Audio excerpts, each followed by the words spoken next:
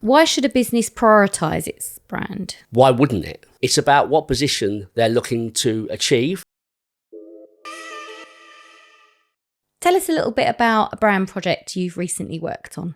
Yeah, okay. So I guess the one that comes to mind mostly that we've completely finished, is for PE, formerly Positive Energy.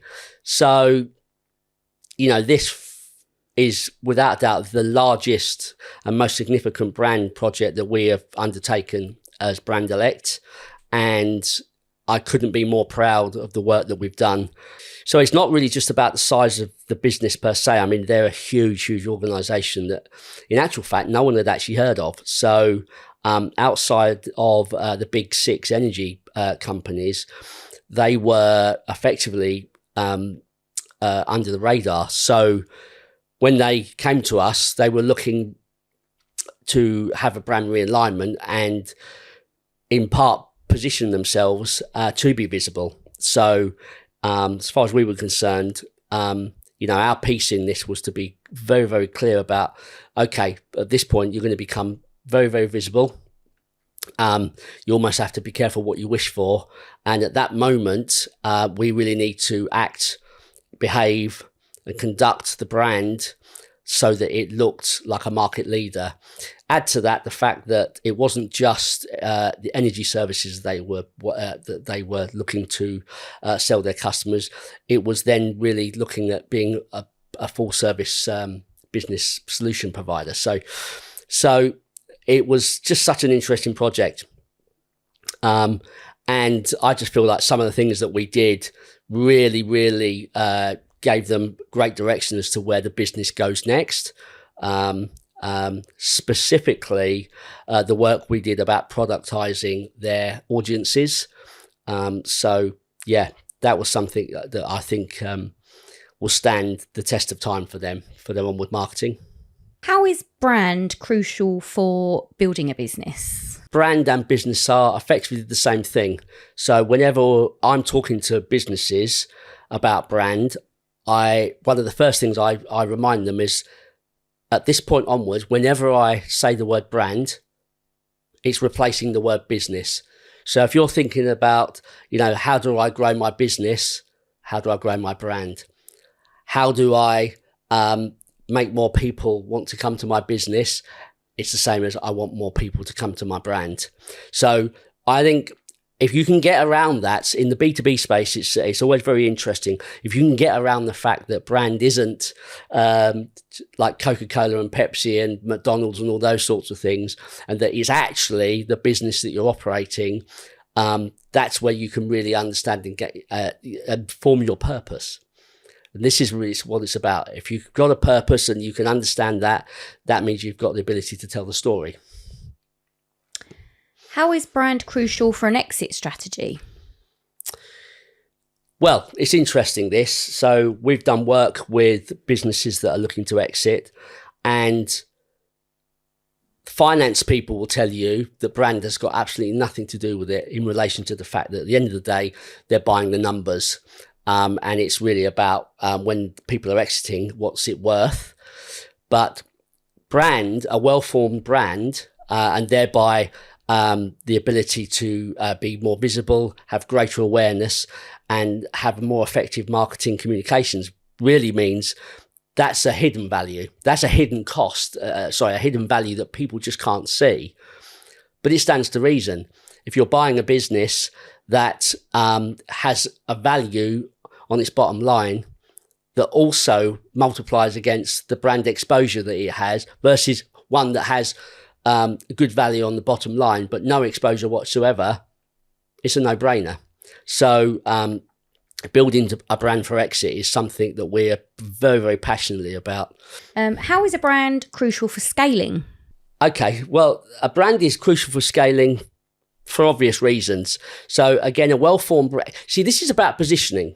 Ultimately, when we're talking to businesses, whether they're in the build phase, the scale phase, or the exit phase, it's about what position they're looking to achieve in order to arrive at one of those three factors. So when people are looking to scale, what we like to do is do what we call repositioning. So repositioning a brand really, really helps the businesses that we work with achieve what they're looking to do.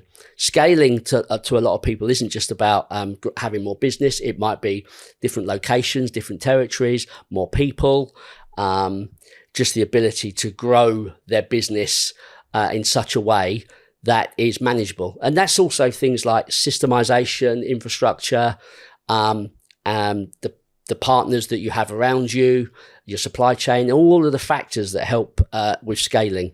But positioning your brand so that it actually aligns with those things is crucial. Why should a business prioritize its brand? Well, my answer to that would be, why wouldn't it? Why wouldn't it prioritize its brand? And I think that's the problem. If people are not considering that as an important factor, then they're doing things backwards. And truthfully, a lot of people really don't think that way. There are some very, very successful businesses out there that don't conduct that kind of thought pattern. But going back to what I just said there about build, scale, or exit, at the end of the day, when you're moving through those phases of the business cycle, prioritizing your brand is the only way that you're really going to achieve those things and get cut through, to actually get something that you're looking to achieve. In a saturated market, how do you build a brand that sets apart from competitors? Oh, that's a really good question. So my answer to this is this. There really are not that many businesses, brands, if you like, out there that can genuinely claim a unique space. Unless there's something that's happening that no one else is doing, which really and honestly, there isn't many of that, then this notion of being unique is quite unusual. So my rhetoric when I'm talking to customers is this simple. It's just say, the only thing that you can do that keeps you truly unique is to own your story. No one else can own your story, and thereby that's your brand. That really underpins your purpose. It ultimately underpins your proposition. It underpins how you target your customers and how you communicate to your customers and how you want to sound. That's what you own. That's how you do that. So in any crowded market, the best way to position yourself is to have confidence in what you have and own your own story. So that's what I say. What impact does a brand have on the culture of a business? Always see, I'm very passionate about this subject. So brand is everything to do with the culture of the business. In many ways, you could mirror the two together. So in the work that we do at Brand Elect, for example, as you know, internal branding and external branding must work hand in hand. Internal branding is culture in its rawest sense. And what that really enables is the behaviors and the people that you have within your business are aligned to the brand direction that you've created. And what you find is some businesses dictate what that direction is and then try and find the people to fit that. Or you can go the other way, which is we've got a very strong culture here, which is formed at the people that we have and the way that we work. And that coming back to my last answer about owning your own story could be a really major factor in defining and growing your own brand. So we're really, really passionate about making sure that the inside of the machine reflects what the outside of the machine is saying.